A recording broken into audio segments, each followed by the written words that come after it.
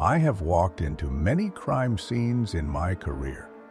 Places where the air felt wrong before anyone said a word, where the silence seemed to press against the walls, holding secrets that refused to stay buried. But nothing prepared me for the garage on 134 Avenue. I remember stepping through the doorway and feeling a strange sense of duality, as if I wasn't entering a real location, but stepping onto the set of a film that someone had desperately tried to erase. A faint chemical scent drifted in the air, and even before the luminol illuminated the truth, I knew something had happened here, something calculated, something rehearsed, something that felt less like a spontaneous act of violence and more like the execution of a scene written long before it unfolded. When the call first came in about a missing man named Johnny Altinger, nothing immediately suggested the case would lead us into the mind of someone who blurred fiction and reality to the point of distortion. Missing person reports often begin the same way: worried friends, unusual messages, someone not showing up where they were expected. But as soon as we started looking into Johnny's digital trail, the inconsistencies appeared like cracks in the foundation of a facade. The emails he had supposedly sent didn't match his tone, didn't fit his habits, didn't sound like a man who had suddenly decided to disappear. Instead, they read like lines of dialogue from a script, and scripts always have authors. The deeper we dug, the more one name surfaced: Mark Twitchell, an aspiring filmmaker known by a small circle for his eccentricity and obsessive fascination with storytelling. But there was more. His recent film project, a low-budget thriller titled House of Cards, caught our attention. The film's plot centered around a man being lured into a garage under false pretenses, attacked by a masked figure, and immobilized. The address used in the film matched the one connected to Johnny's last known movements. It was impossible to ignore the parallel. So we went to the location ourselves, expecting perhaps to find a leftover film set. We found something far worse. The garage was quiet when we arrived, the area around it ordinary in a way that contrasted sharply with the atmosphere inside. I remember standing at the threshold and taking in the space. Twitchell had tried to clean the scene thoroughly. The floor scrubbed, the walls wiped, the smell of bleach still lingering like a whispered confession. The setup was minimal, but the arrangement held meaning. A metal table pushed to the side with faint scratches on its surface, a plastic covering folded in a corner, tools arranged too neatly for ordinary use. It looked staged, as if Twitchell had orchestrated everything with cinematic precision, and maybe he had. When we applied luminol, the room came alive. Blue fluorescence spread across the concrete in patterns that told a silent story. A struggle had taken place here. Someone had bled heavily. Someone had tried to move a body. The stains weren't random. They had direction, intention, the unmistakable marks of violence, choreographed within the confines of this garage. It was as if the past had been waiting beneath the surface, ready to shine the moment light touched it. As investigators, we are taught to remain composed, to remain analytical, but there was a moment where the glowing outlines on the floor blurred into scenes of the film Twitchell had created. He had used cinema as practice, and this garage as a stage. To understand the case, I had to understand Johnny first.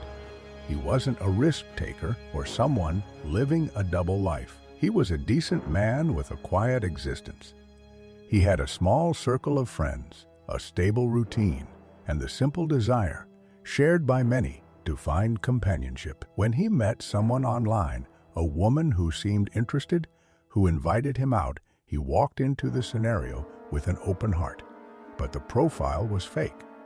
The invitation was bait, and the person waiting for him was not a romantic partner, but a man who had spent months cultivating fantasies inspired by the television show Dexter, a series about a vigilante serial killer who meticulously plans his murders and wraps his kill rooms in plastic. Twitchell didn't just admire the character. He began to model himself after him. When we finally confronted Twitchell, he spoke with the detached confidence of someone who believed he was smarter than everyone around him. He called himself a storyteller, a creator, an artist misunderstood. He claimed the garage was only a set, nothing more. He claimed the writings found on his laptop, particularly the document labeled SK Confessions, were fiction experiments in narrative tension, not accounts of real events. But the problem with lies is that the truth doesn't bend to accommodate them.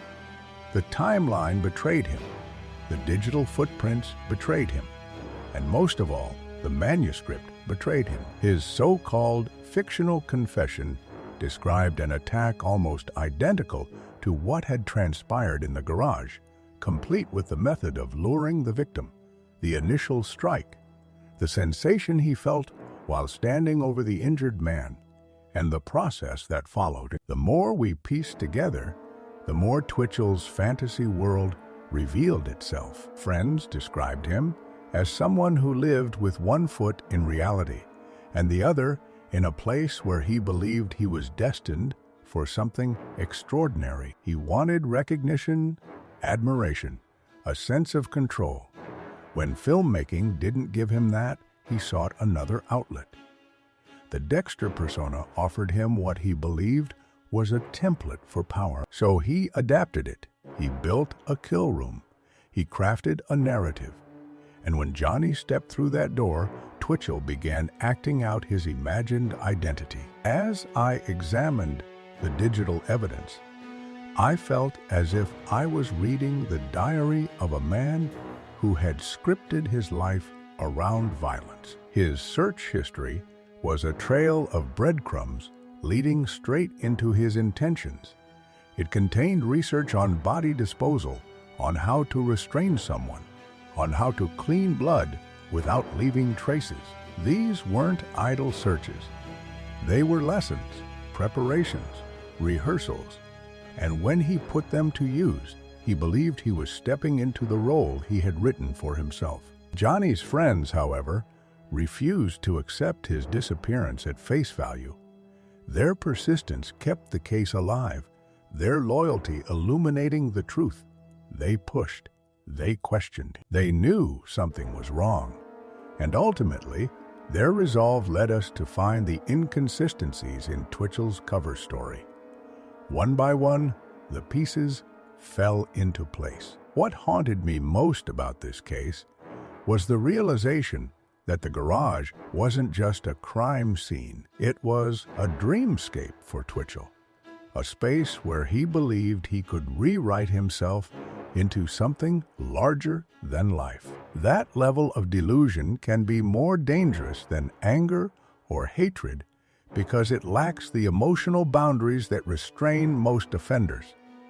Twitchell didn't act out of impulse. His crime was premeditated, structured, and executed with chilling calm.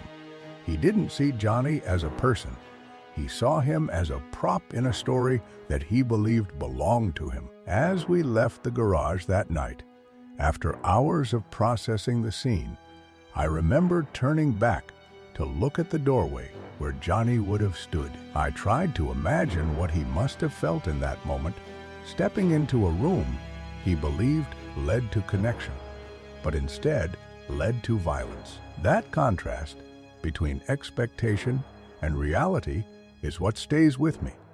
It is what reminds me why we investigate relentlessly, why we follow every lead, why we push through every layer of deception. The garage on 134 Avenue marked the beginning of a journey into the psyche of a man who mistook fiction for destiny. And as much as this documentary will explore the evidence, the timeline, and the trial, it begins with that space, a place that looked like any other garage in any other neighborhood until you looked closely, until you realized that beneath the concrete lay the remnants of a nightmare crafted by someone who believed he could step into the shoes of a fictional killer. This is Detective Miller Files, and this is the beginning of the case that revealed how far one man would go to turn his obsession into reality.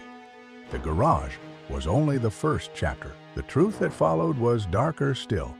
There are cases that unfold slowly, piece by piece, like a puzzle you assemble over weeks or months. And then there are cases like the Twitchell investigation, where one discovery cracks everything open at once. For us, that moment came the first time we opened the file labeled S-Key Confessions on Mark Twitchell's laptop. Even before we read a single line, the title hit with enough weight to anchor our suspicions. Sake serial killer. No one writes those letters accidentally, and certainly not in a document connected to a missing person case centered around a garage that glowed under luminol like a map of violence waiting to be deciphered. I remember sitting in the dimly lit tech lab, the hum of servers behind us, the faint buzz of fluorescent lights above. The forensic analyst pulled up the document and turned the monitor so I could see.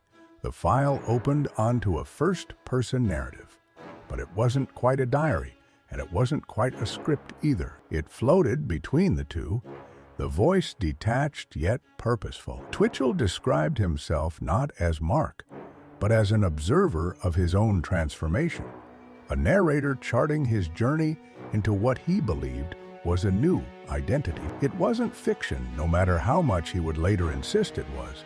Fiction doesn't align itself perfectly with timeline markers, GPS logs, and bloodstains glowing on a garage floor. From the first paragraph, it became clear that Twitchell had written the document as a kind of manifesto. He described the moment he decided he wanted to kill as casually as someone describing a new hobby. He detailed the construction of his kill room, the process of luring a man to the garage, and the thrill he experienced watching his victim walk unknowingly into the trap. He described the attack, the struggle, the feeling of becoming what he called a different version of himself. There was something chillingly clinical about it, as if Twitchell had split himself in two, the writer observing the killer and the killer performing for the writer. As I read the file, a strange sensation settled over me, the same feeling I'd had in the garage. That same blur of fiction and reality, the way Twitchell seemed to experience his own life, not as lived moments, but as scenes in a story he wanted to immortalize. The words were vivid but emotionless. They painted a portrait of a man who saw himself as a protagonist rather than a perpetrator, someone who believed the rules didn't apply because he was creating a narrative beyond the reach of ordinary consequences. The deeper into the file I read, the more I felt like I was peering inside a mind that had deliberately stepped outside reality. But the most important part wasn't the tone. It was the details. Twitchell described the garage layout with eerie precision. The metal table, the positioning of the sheets of plastic, the method he planned to use to overpower his victim, the small mistakes he anticipated, and how he would recover from them. It was a blueprint, not a story. And as we compared each detail to what we had found at the scene, the parallels became undeniable. This wasn't creative writing. It was documentation. The confession file also revealed something else, something crucial. Twitchell had not intended for Johnny to be his only victim. In fact, he wrote about his plan to refine his methods, describing Johnny as the first attempt, the prototype, the rehearsal. He wrote about mistakes he made and how he would correct them next time. He wrote with the enthusiasm of a filmmaker reviewing footage, noting what worked and what didn't. It was the clearest indication that if we hadn't intervened when we did, there would have been a next time, and a next, and a next. Reading the file felt like watching a man willingly dissolve the barrier between his fantasies and his actions. At one point, Twitchell described feeling a sense of unlocking, as if committing violence had opened a door he didn't want to close. He didn't write about remorse.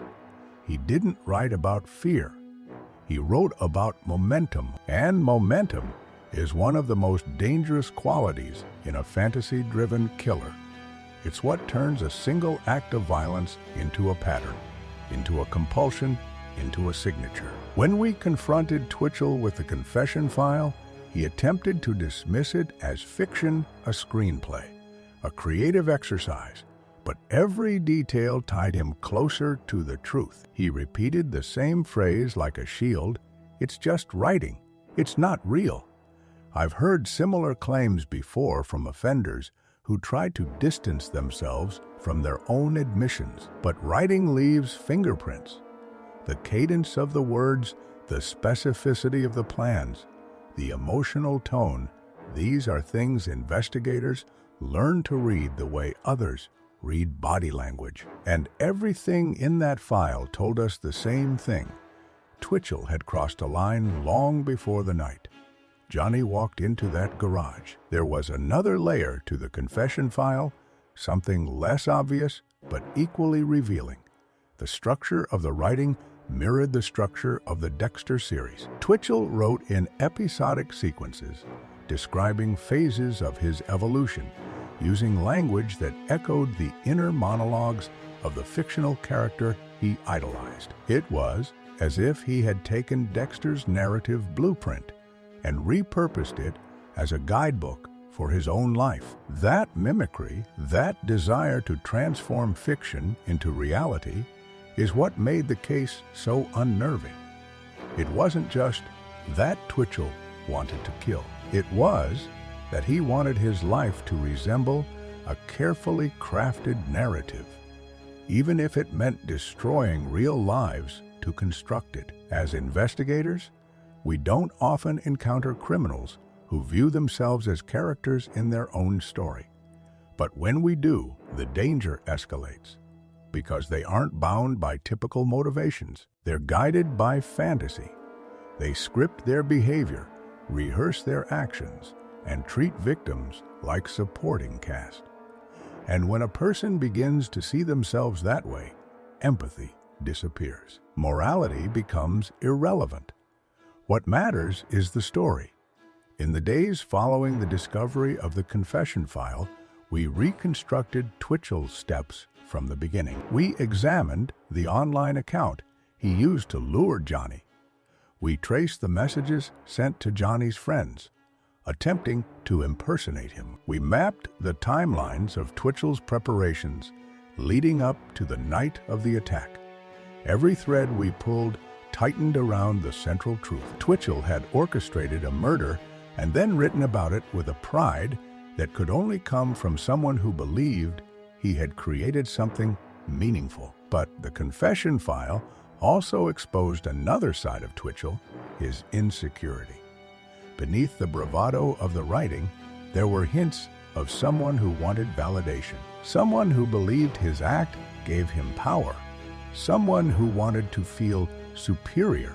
That combination of insecurity and desire for control is a volatile mixture. It drives people to create narratives in which they cast themselves as masterminds, even when their actions betray their incompetence. Twitchell wasn't a criminal mastermind. He was a man so consumed by fantasy that he mistook it for destiny.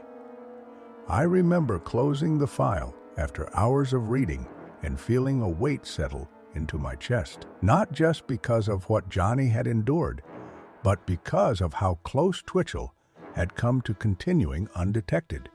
If not for the inconsistencies in the emails, if not for Johnny's friends refusing to accept the lies, if not for a few digital traces Twitchell overlooked, he would have believed he succeeded, and he would have done it again. What the confession file revealed more than anything was intent, not the spur-of-the-moment kind, the kind built over months, intent documented, revised, perfected, the kind that proves premeditation beyond any doubt, the kind that carries a clarity we rarely see in investigations. It was both a gift and a curse. A gift because it told us everything we needed to know. A curse because reading it meant witnessing a man willingly discard his humanity in pursuit of a fantasy that demanded blood. When we finally left the tech lab that night, the sky outside had gone dark. I remember the cold biting at my skin as I stepped out into the parking lot, the glow of streetlights reflecting on patches of snow. My mind replayed the lines from the confession file, the way Twitchell described watching Johnny enter the garage, the way he described the moment the attack began. For him, it was fulfillment. For Johnny, it was betrayal delivered in the most brutal form. This case was no longer about a missing man. It had become a descent into the psychology of a killer who modeled himself after fiction. And fiction, unlike reality, doesn't care who it hurts. It only cares about the narrative. As I drove home that night, the pages of the confession file seemed to echo in my thoughts. The rhythm of the writing, the coldness of the words, the certainty of Twitchell's belief that he had stepped into a new identity. I knew then that the trial ahead would not simply be about proving what happened. It would be about dismantling a fantasy. And fantasies, especially those built on violence, are stubborn. This is Detective Miller Files, and this is the second chapter of the case that forced us to confront the most dangerous kind of killer, the kind who believes his story is more important than the lives he destroys. There comes a point in every investigation where the evidence stops speaking in fragments and begins speaking in complete sentences. In the Twitchell case, that shift happened the moment we realized we weren't dealing with a man who simply committed a crime. We were dealing with someone who had built an entire identity around the fantasy of becoming a killer, someone who didn't see himself in the role of a criminal, but as a character fulfilling a narrative he believed he was destined to play. And once a man starts seeing the world that way, the path he walks is no longer determined by circumstance, but by obsession. This was the stage of the investigation where we had to step deeper into Twitchell's psyche, not because we wanted to understand him, but because understanding him was the only way to predict how far he was willing to go. I remember sitting in the interview room with him, separated by a cheap metal table, fluorescent lights humming above us. The air felt heavy, not because of the temperature, but because of the self-importance that radiated off him. He wasn't nervous. He wasn't agitated. He was almost bored, as though being questioned for murder was just another scene in the movie of his life. There was a calmness in the way he spoke, a detached precision in his tone, the kind of calm you only see in people who have rehearsed their own lies so many times that they no longer recognize them as lies. When I confronted him about the confession document, he leaned back in his chair and smiled with a smugness that didn't belong in that room. He said it was fiction. He said it was misunderstood creative writing. He said people like me always misinterpret art. Every sentence he uttered was coded in that same tone of superiority. But even as he tried to portray himself as an artist, there were cracks in his demeanor, small, fleeting moments where his posture stiffened or his pupils tightened. It was in those subtle shifts that I saw the truth. He believed he had created something brilliant, something unique, something worthy of recognition. The tragedy was that the recognition he sought came at the cost of an innocent man's life. The more we spoke to him, the clearer it became that this case was no longer just about evidence. It was about understanding what had shaped him into the person sitting across from me. What had taken a man with a camera and turned him into a man with a kill room? What had twisted creativity into cruelty? What had made fiction irresistible enough to pursue in reality? We looked into his past, combing through school records, early writing projects, amateur films, and online posts. His history wasn't filled with violence or disciplinary issues. Instead, it was filled with the slow construction of an internal world where he believed he was destined for greatness. He had always been fascinated with stories, particularly stories where the protagonist lived in the shadows, unseen but powerful. Stories about control, stories about secret identities, stories about transformation. And among all the characters he admired, Dexter Morgan stood at the center.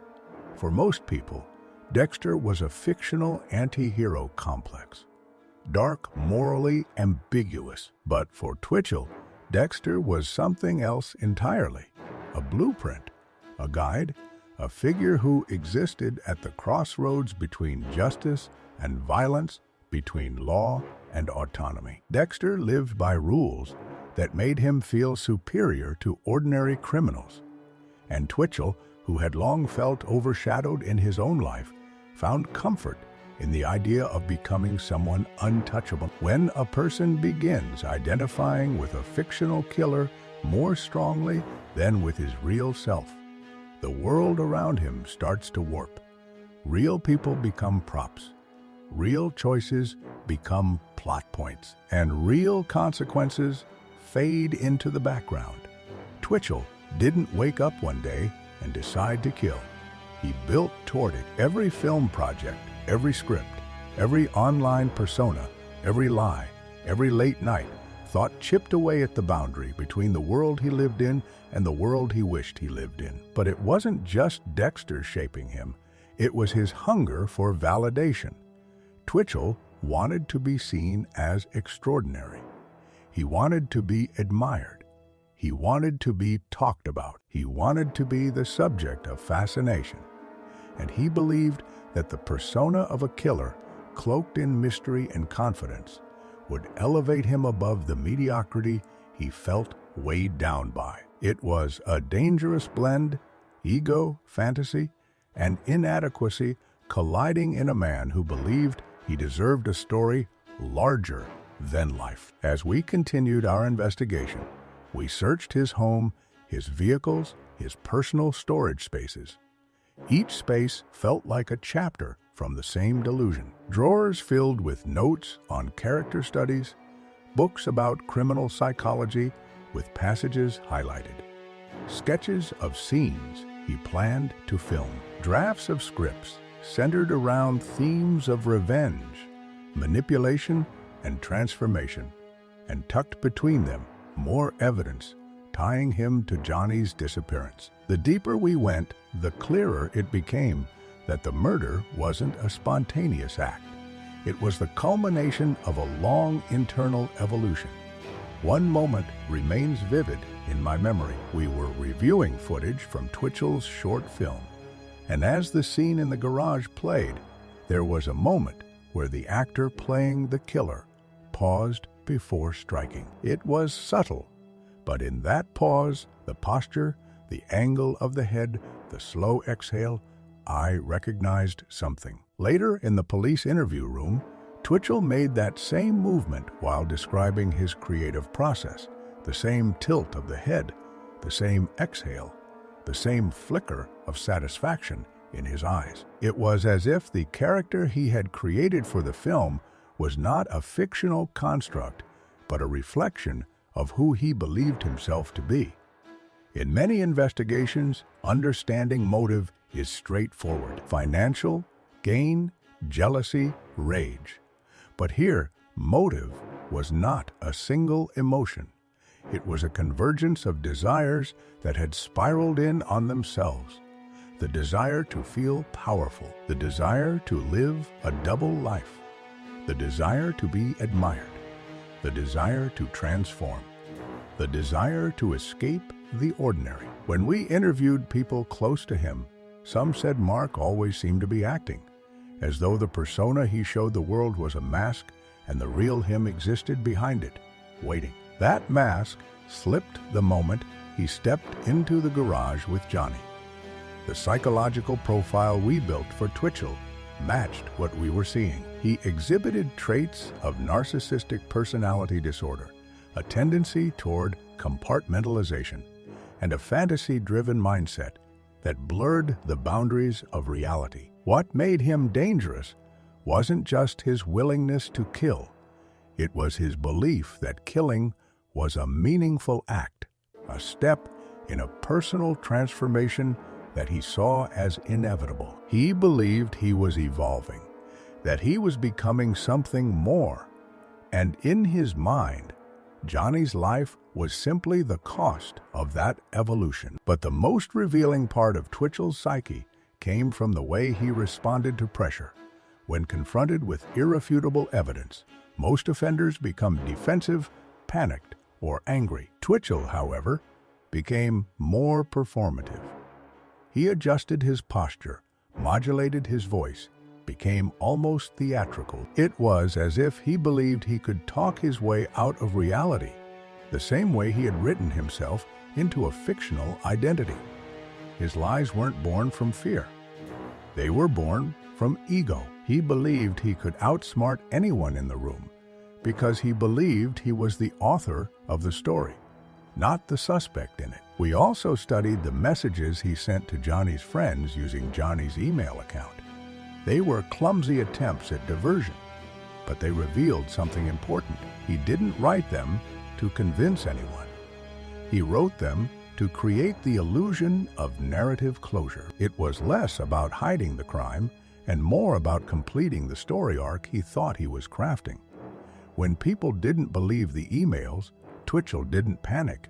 He grew irritated. He felt annoyed that they weren't accepting the fiction he had created. That irritation grew into arrogance, and arrogance blinded him to the mistakes he was making. One of those mistakes was leaving behind digital footprints. Another was writing the confession file. Another was keeping souvenirs from the crime. But perhaps the biggest mistake he made was underestimating the humanity of the people around him. He believed Johnny's friends would accept the emails. He believed investigators would accept the screenplay excuse. He believed he was smarter than everyone else. That overconfidence, so common among copycat killers, became his downfall. As we continued piecing together the case, the prosecution team began preparing for trial. And the more they learned about Twitchell's mindset, the more they realized we weren't presenting just a murder case. We were presenting a story of a man who had scripted his own descent into violence. A man who saw murder not as an act of brutality, but as an artistic achievement. A man who believed he was entitled to reenact fiction with real blood. That was the moment I understood the true danger of this type of offender. It wasn't that Twitchell killed for pleasure. It was that he killed for meaning. He believed the act defined him. That made him unpredictable. And unpredictability in a killer is one of the most critical red flags investigators look for. It tells us the offender isn't anchored by logic or emotion. He is anchored by narrative. I remember one night, long after the rest of the team had gone home, sitting alone in my office reviewing the materials again. Footage from the film, excerpts from the confession file, interview transcripts, scene photos from the garage. Everything pointed to the same truth: Twitchell didn't commit a crime. He produced one. Every decision he made, every step he took, every lie he crafted, served the same purpose: to bring fiction into reality and to cast himself as the central figure of a story only he believed in. The true tragedy of the case wasn't just that Johnny died.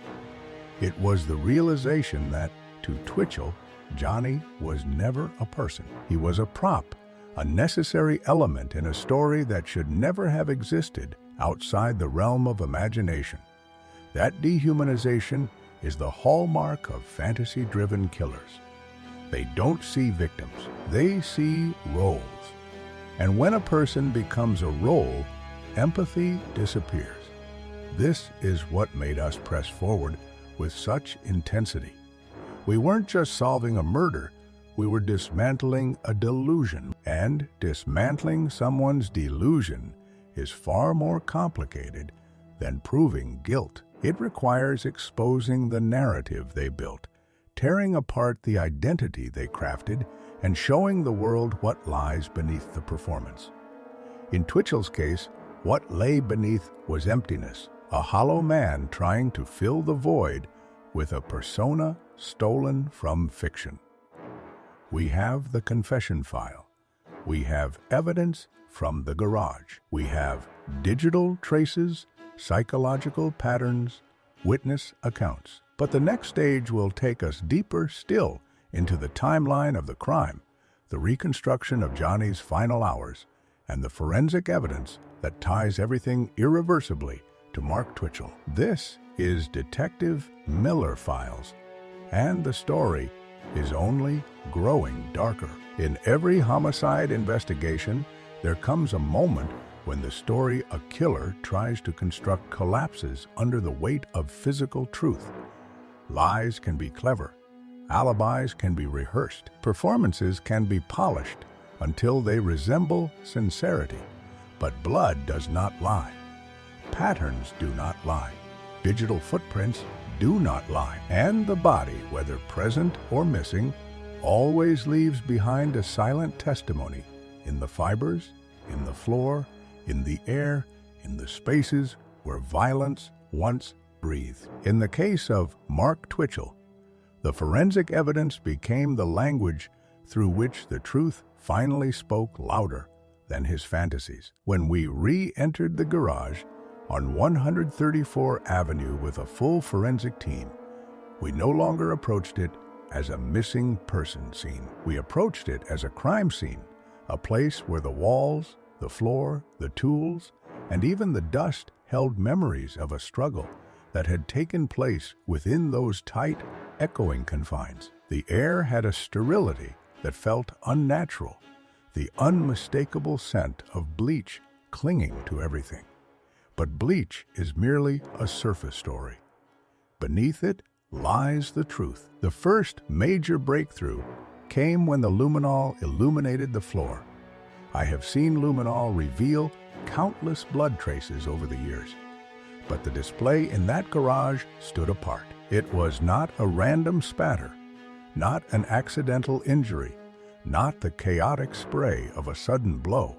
It was deliberate, patterned, controlled in some areas and frantic in others.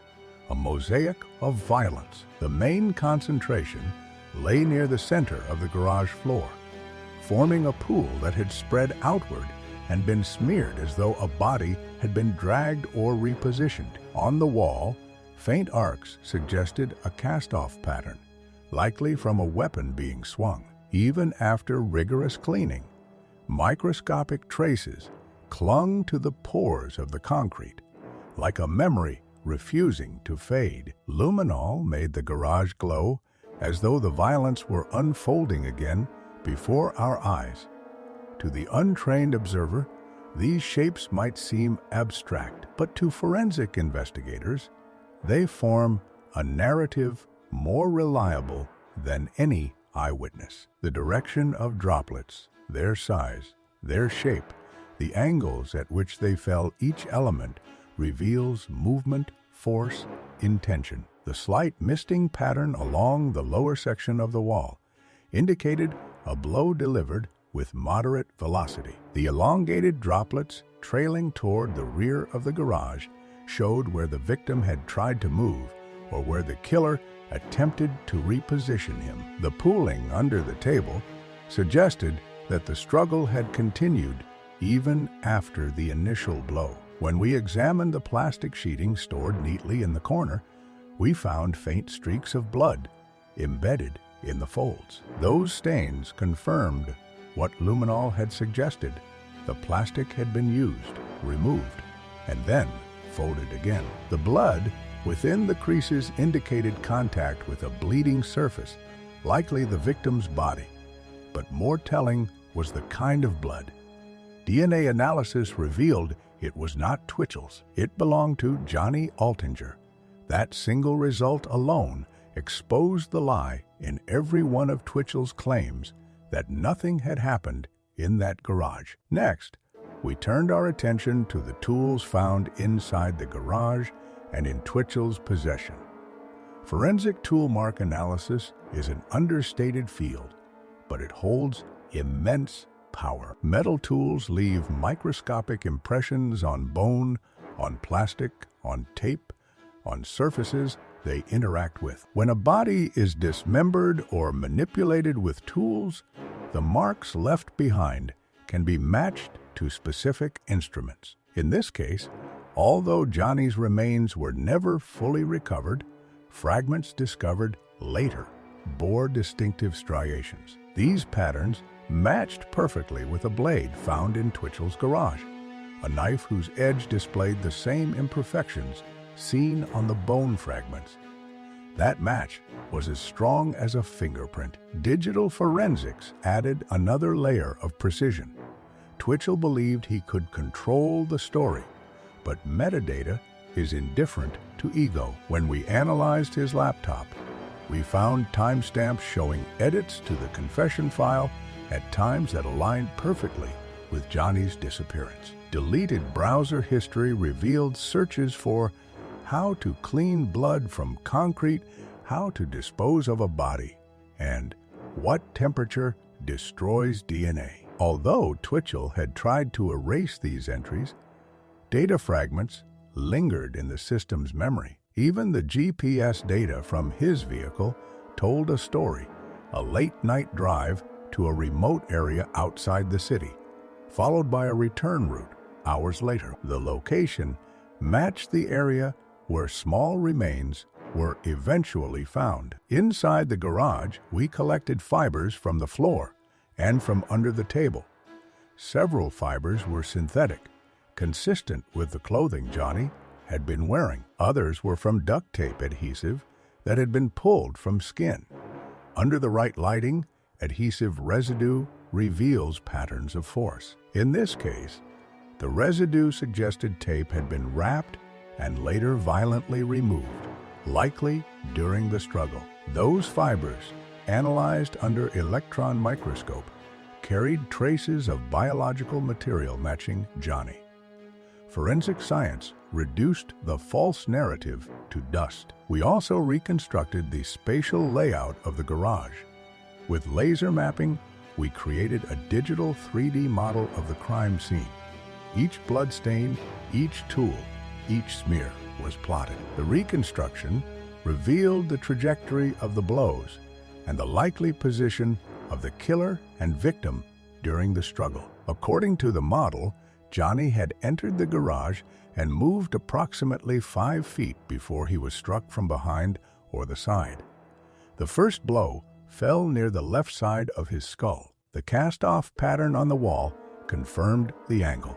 The subsequent blood patterns showed Johnny attempted to move backward, perhaps trying to escape before collapsing near the center of the room. From there, the pooling indicated prolonged bleeding, likely accompanied by continuing violence. One of the most haunting pieces of evidence came from the drain. The garage did not have an actual drain, but it had a slight dip in the concrete foundation. When we sprayed that area, a concentrated glow revealed where blood had collected before being scrubbed away. Chemical analysis showed traces of cleaning agents mixed with hemoglobin. The presence of that combination meant someone had tried to wash blood into that area. But more importantly, microscopic particles found there included tiny fragments of metal likely shed from the weapon during the attack. Those fragments matched the molecular composition of the blade found in Twitchell's possession. Even the air held clues. Using forensic vacuum devices, we collected particulate matter from the corners of the room. Among dust and debris were small droplets of dried blood, barely visible to the naked eye. But under laboratory examination, these particles formed a cohesive story. Some droplets contained a mixture of Johnny's blood and cleaning agents. Others included skin cells. Combined, these samples mapped out the timeline of the violence and the subsequent cleanup. But perhaps the most damning piece of forensic evidence wasn't blood, wasn't bone, wasn't a tool. It was the absence of something, the absence of randomness. Crime scenes created spontaneously often appear chaotic, with irregular patterns and objects displaced in unpredictable ways. But the garage scene bore signs of planning, the placement of tools, the pre-cut plastic, the proximity of cleaning supplies, the positioning of the table. It all indicated premeditation. That sense of order was what made the deviations so striking. Where the killer had panicked, where the struggle had broken the rhythm, where the victim had fought, these ruptures in the pattern were the windows through which the truth shone brightest. In one corner of the garage near the door, we found a shoe print. It was partial, smeared, but identifiable. The tread pattern matched a shoe belonging to Twitchell. Inside the tread grooves, laboratory analysis found traces of blood and residue, matching the cleaning solution used in the garage. That footprint was a snapshot of a moment in the cleanup process, frozen in time. Forensic pathologists also examined the limited remains recovered. Microscopic analysis revealed cutting patterns consistent with hesitation marks, not hesitation in the traditional sense of a killer uncertain whether to kill, but hesitation during dismemberment, where the killer struggled with the mechanics of the act. These marks aligned with Twitchell's own admissions in the confession file that the process was more difficult than he had anticipated. It was a chilling convergence of physical evidence and written narrative. Another key piece came from the digital reconstruction of the victim's phone activity. Johnny's phone had stopped transmitting signals shortly after he entered the garage area, but the phone had briefly connected to a Bluetooth signal inside the garage, linking it to a device associated with Twitchell. That connection placed both men in the same confined space at the same crucial moment. An unbroken chain of digital evidence confirmed what the physical evidence had already told us. Forensic psychology played its part as well. The crime scene displayed elements typical of fantasy-driven offenders, staged elements mixed with chaotic violence, attempts at control followed by moments of loss of control, and a post-crime cleanup that was methodical in some areas and sloppy in others. These patterns reflected the internal conflict often present in copycat killers. They try to replicate the fictional scenes that inspire them, but reality never behaves exactly as fantasy instructs, and those discrepancies become fractures in the facade. The confession document itself became a piece of forensic evidence. Stylometric analysis and examination of writing patterns revealed a consistency in tone and word choice that matched messages Twitchell had sent under other aliases. This tied him directly to the document, despite his claims of fiction. Metadata embedded in the file indicated edits made after Johnny's disappearance, and file fragments recovered from unallocated space showed portions that had been deleted or rewritten. Every keystroke left behind a trace. By the time we compiled all the forensic evidence, the story told by Twitchell had collapsed. His claims of fiction were contradicted by DNA. His claims of innocence contradicted by blood patterns. His claims of never harming Johnny contradicted by tool marks on bone fragments. Every attempt he had made to erase the truth had instead highlighted it. Standing in the garage months after the crime, reconstructed in 3D on a screen before us, I watched the digital silhouettes replay the movements of the struggle. It was clinical, precise, devoid of emotion. yet it struck me profoundly. For all Twitchell's attempts to create a fictional version of himself, the forensic evidence had revealed the real one, a man driven not by genius or artistry, but by delusion, ego, and the chilling willingness to turn fantasy into irreversible harm. This is Detective Miller Files, and the truth written in blood is never erased. There is a moment in every investigation when the search for truth shifts from the crime scene to the courtroom, from the silent testimony of blood and tools to the loud arena where truth and illusion collide under the scrutiny of the law. In the case of Mark Twitchell, this transition was unlike anything I had experienced before.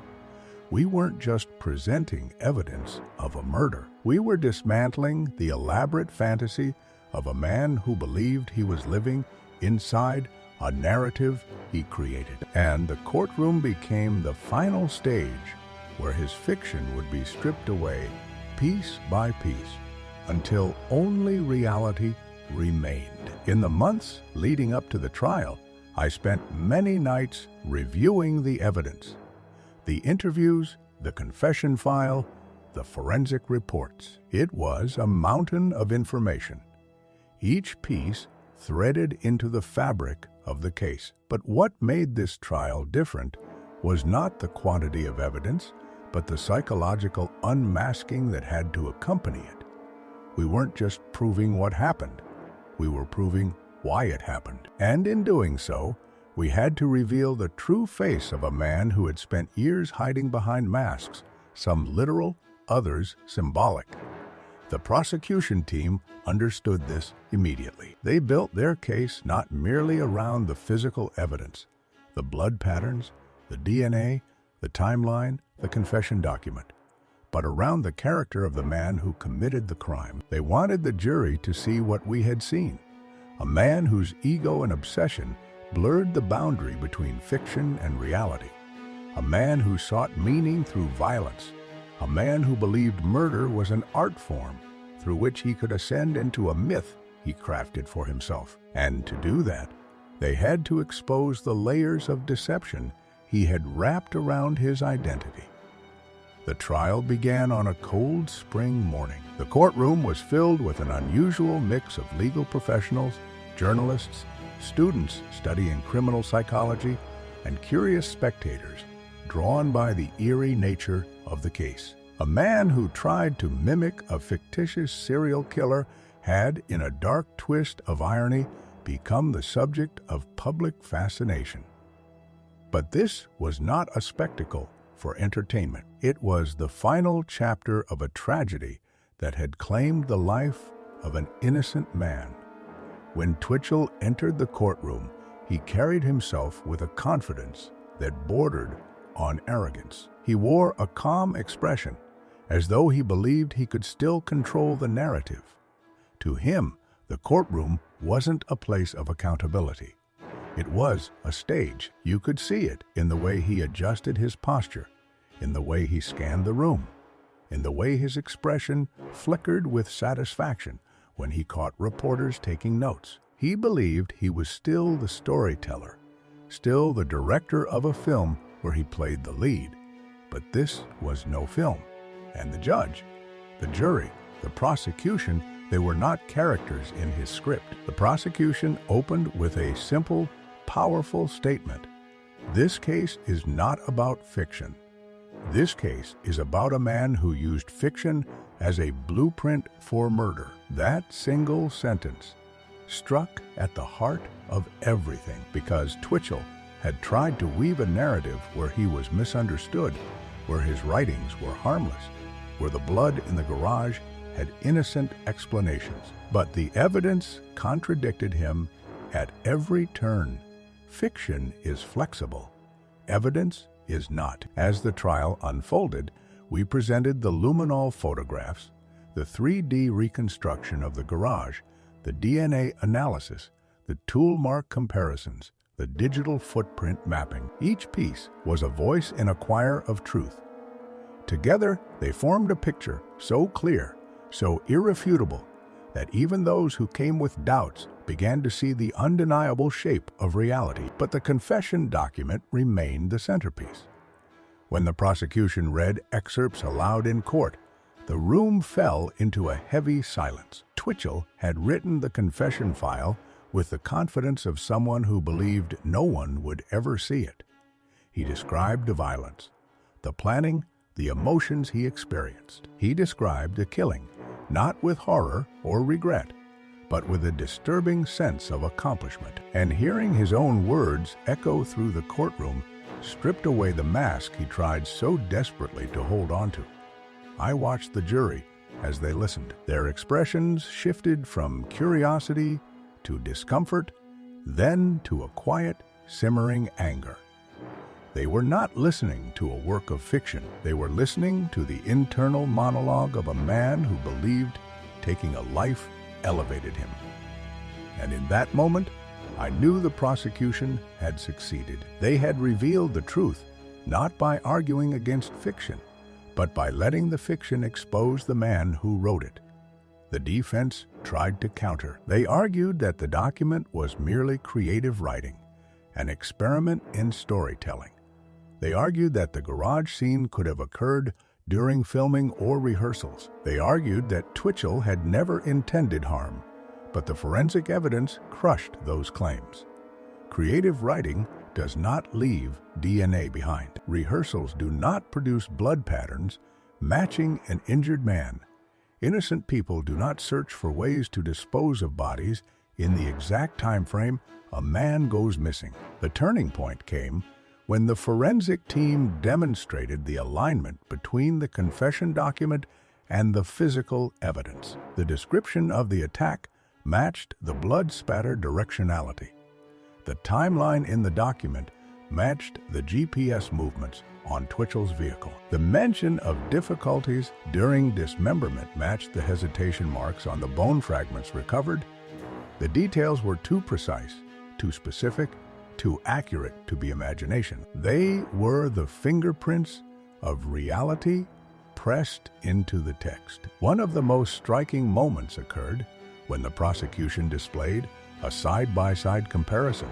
On one side, a passage from the confession file describing the kill room setup. On the other, the photographs of the actual garage, illuminated by luminol.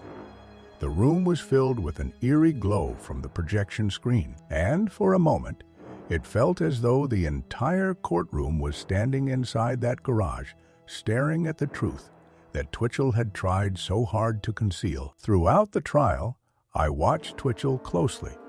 His reactions were subtle but telling. He smirked when the defense referred to him as a creative mind. He narrowed his eyes when the prosecution dismantled his narrative. But there was one moment, a fleeting one, when I saw something crack. It was when Johnny's friends took the stand. They spoke not about evidence, not about forensic science, but about Johnny as a person, about his kindness, his reliability, his sense of humor, about the messages that didn't sound like him, about the worry that gnawed at them when he didn't return home, about the grief that hollowed their lives the day they realized he never would. For a moment, just a moment, Twitchell's mask faltered. It wasn't remorse. It wasn't guilt. It was something closer to irritation, as if the existence of witnesses who remembered Johnny as a real human being disrupted the story he wanted to tell. And that reaction, cold, dismissive, impatient, was all the jury needed to see. When the closing arguments were delivered, the courtroom felt heavy with the weight of everything we had uncovered. The prosecution concluded with a sentence that has stayed with me ever since. The defendant wrote his own downfall the moment he believed fiction could excuse reality. It was the perfect summary of the case. The jury deliberated for several hours, not days, not weeks, hours. When they returned, their verdict was clear, unwavering, unanimous. Guilty of first-degree murder. As the verdict was read, Twitchell remained motionless. No emotion, no outburst, no collapse. Just the stillness of a man who realized the story he had written for himself had ended, and not in the way he imagined. There was no dramatic escape, no mysterious disappearance, no legacy of fear, just a prison sentence and a shattered fantasy. Leaving the courtroom that day, I felt a quiet sense of closure, but not triumph. There is no triumph in cases like these. We cannot undo what happened to Johnny.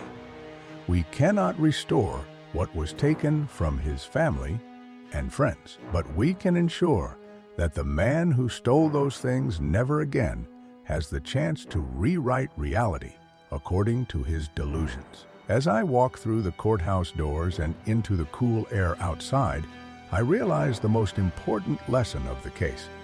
Mark Twitchell was not a brilliant mastermind. He was not a dark anti-hero. He was not a character from a show. He was a man who mistook fantasy for identity, who used fiction as justification, who believed cruelty could make him extraordinary. But in the end, the only extraordinary truth was how thoroughly forensic science, evidence, and perseverance revealed the emptiness behind the mask. This is Detective Miller Files, closing the final chapter of a case that began in a quiet garage and ended in a courtroom where fiction finally surrendered to fact. And for Johnny, for the truth, that is the ending that mattered.